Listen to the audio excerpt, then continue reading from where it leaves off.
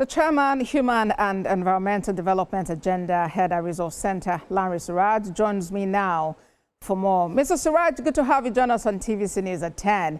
You're on record to have said that Shell and Eni's deal for the OML 245 license was deeply flawed. What's your take now that Mohammed Adoke has released his new book? Yeah, thank you for having me. I have to put it on record that Nigeria has never witnessed a very remorseless liar worse than Mr. Mohammed Bello Adoke, and he would not only just concoct and imagine situations in his brain, he's always also having the effrontery to put it down on record, basically because he knows quite a number of many public officers would not bother to challenge him on it. This is why he would find it convenient to disparage as many people as possible, even those that even never met with each other. So it's very easy to concoct conspiracy theory. But I can assure you, and Nigerians would also know, that it's very easy for many characters. Adoke presided over as the Attorney General of one of the most corrupt regimes in Nigeria, and his complicity is monumental, beyond even the OPL 245. The Alibotin scandal, the Siemens scandal were all dealings of Mohammed Bello Adoke, sabotaging the interests of Nigeria in many of those cases.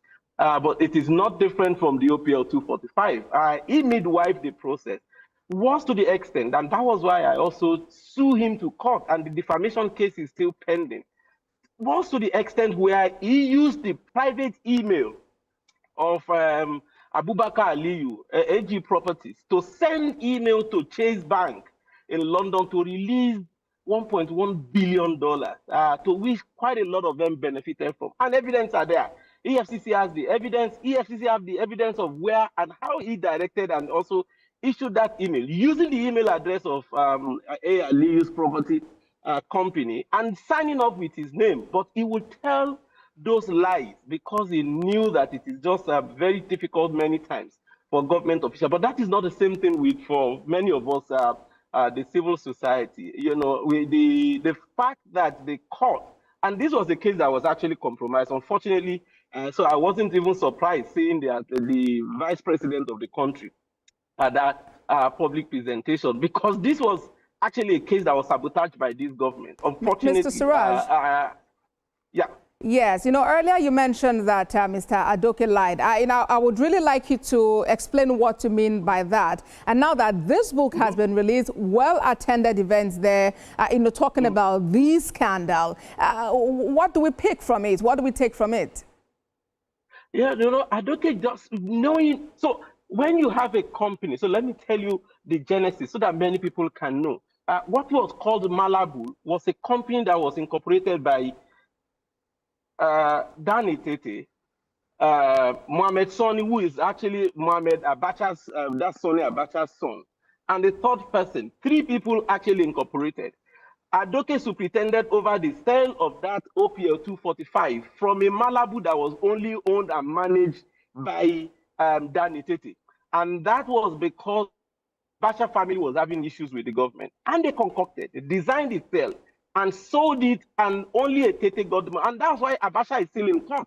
Mohammed Abacha is still in court, challenging the authority of Danny Tete to sell what they jointly owned. But both Adoke, Jonathan Goodluck, and the rest of them conspired with a Tete to sell and also deprive Mohammed Abacha, unfortunately. And that was where the whole thing, and that's the contradiction. And it's very easy, for liars like Adoke.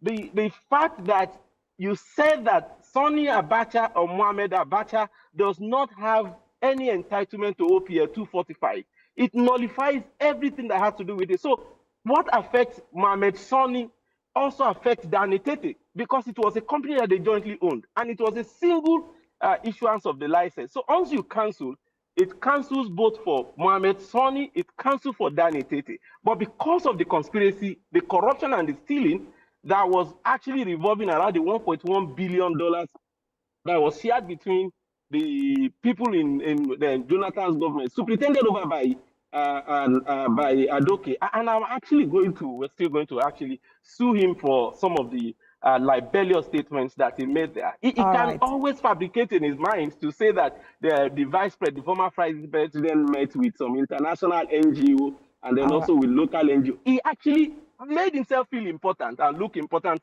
than he is, but that is not a character to be trusted with that kind of a statement to get away with it.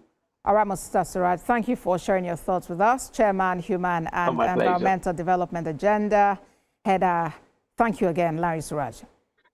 Always my pleasure. Thank you for having me. When